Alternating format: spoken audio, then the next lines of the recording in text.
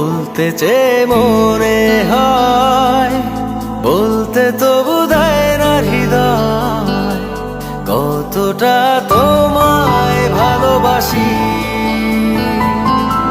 চলতে গিয়ে মনে হয় দূরত্ব কিছু নয়, তোমারই কাছেই ফিরে আসি।